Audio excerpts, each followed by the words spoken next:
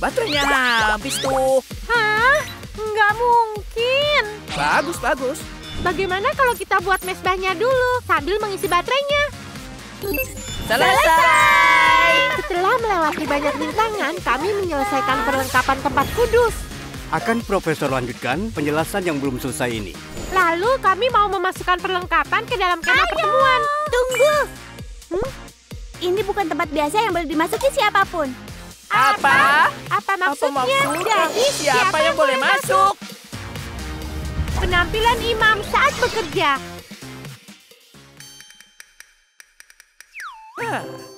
Lalu, memang siapa yang boleh masuk ke kemah pertemuan?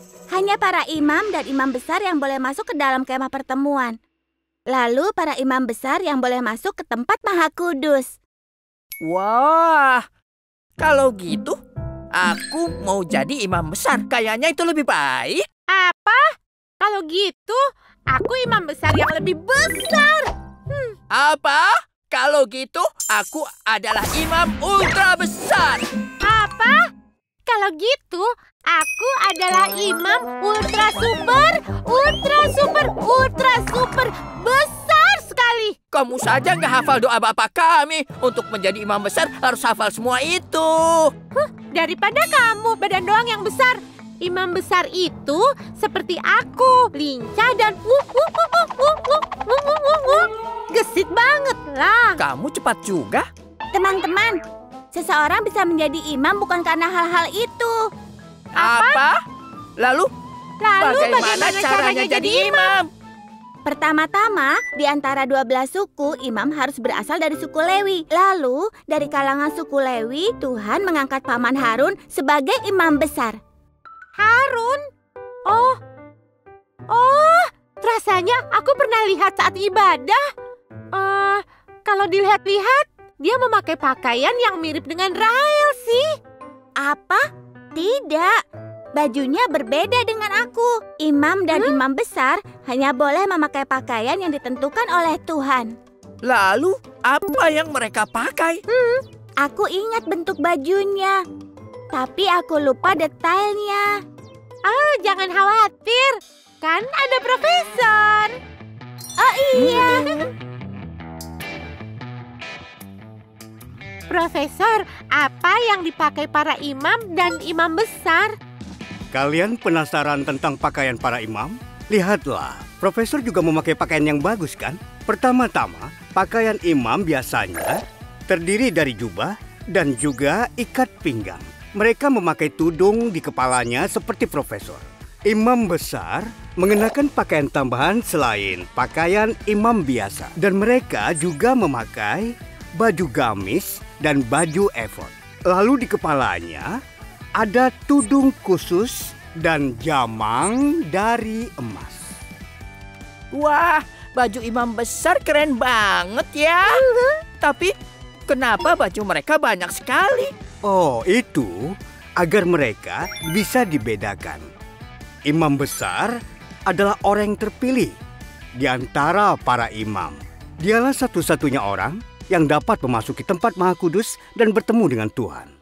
Apa kalian bisa lihat berapa banyak permata yang ada pada tutup pada dada baju efod? 12 buah? Oh, apa ini melambangkan 12 suku yang disebutkan Rahel? Benar. 12 permata di tutup dada melambangkan jumlah yang ada pada suku Israel. Imam besar memakai penutup dada ini dan bertemu dengan Tuhan mewakili semua suku ini. Nama 12 suku juga terukir di tutup bahu. Wah, keren! Lalu, apa ada aksesoris atau sejenisnya? Misalnya mahkota yang cantik? Di bawah jubah imam besar, ada giring-giring emas dan hiasan buah delima. Hiasan buah delima dan giring-giring emas berselang-seling. Itu menghiasi sekelilingnya seperti ini. Jadi, saat imam besar bekerja atau berjalan, keluar suara gemericing yang indah dari giring-giring emasnya. Dan di kepalanya ada sebuah patam dari emas murni yang diukir dengan tulisan bertuliskan kudus bagi Tuhan. Jadi, dia memakai ikat kepala emas. Oh, begitu. Terima kasih, Profesor. Saat masuk ke dalam kemah suci, imam masuk dengan penampilan yang benar-benar kudus. Tapi, aku pernah memakai piyama saat ibadah online. Tapi, bukankah giring-giring yang ada di pakaian imam besar itu dipasang karena takut imam besar akan mati? Untuk mempersiapkannya, pergelangan kakinya juga diikat dengan tali. Apa? Tidak. Tidak ada tali yang diikatkan pada pergelangan kaki imam besar. Tidak, itu benar. Aku dan Tuki pernah dengar cerita itu. Tidak seorang pun boleh masuk ke tempat kudus. Lalu, gimana kalau imam besar meninggal di sana? Benar, Rael. Apa kamu nggak salah? Hah? Kayaknya enggak. Ayo, tanya lagi ke Profesor. Fondan, panggilkan Profesor. Adik-adik, tidak ada satupun ayat di dalam Alkitab yang berkata bahwa imam besar memasuki tempat Maha Kudus dengan tali diikatkan ke kakinya. Dan saat memasuki ruang Maha Kudus, imam besar menanggalkan seragam resminya dan menggantinya dengan kain lenan halus dan kain kabung putih tanpa hiasan apapun. Ada banyak dugaan soal kenapa imam besar mengenakan lonceng atau giring-giring pada pakaiannya. Saat giring-giring berbunyi, semua orang akan tahu bahwa imam besar sedang bekerja keras. Benar kan? Aku sangat lega setiap kali aku mendengar giring-giring itu. Aku jadi tahu bahwa hari itu pun kakek imam besar bekerja keras untuk kami. Oh, begitu. Kalau gitu, apa kita boleh masuk asalkan pakai baju yang bagus? Tunggu sebentar.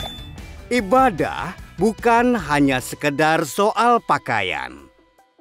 Dalam Perjanjian Lama, hanya imam terpilih yang boleh memasuki kemah pertemuan. Tapi sekarang, karena Yesus sudah mati di kayu salib untuk dosa-dosa kita, siapapun bisa bertemu dengan Tuhan jika beribadah dengan sungguh-sungguh. Untuk beribadah, kita harus berpakaian rapi. Tetapi keadaan hati kita adalah yang terpenting. Untuk memasuki kemah pertemuan yang sudah kalian buat, kalian memerlukan hati yang sungguh-sungguh mengasihi dan menyembah Tuhan. Kalau begitu, Profesor pergi dulu. Baiklah. Bagus. Tuki dan Taki rajin beribadah, jadi pasti bisa masuk. Nah, ayo masuk. Ya, itu begini. Rael, sebenarnya selama ini kami belum beribadah dengan sungguh-sungguh. Apa? Sebenarnya hari ini kami nggak beribadah, malah datang ke sini. Apa maksud kalian? Episode selanjutnya. Hah? Ada yang aneh. Jangan-jangan waktu terhenti. Apa? Ih, Apa-apaan ini? Waktu terhenti. Gimana ini? Gimana ini? Gimana ini? Oh, Apa yang sebenarnya terjadi pada kami? Profesor dengar ada yang minta bantuan. Apa Bapak yang salah dengar? Bisakah kami menyelesaikan kemah suci dengan aman? Episode selanjutnya, waktu terhenti.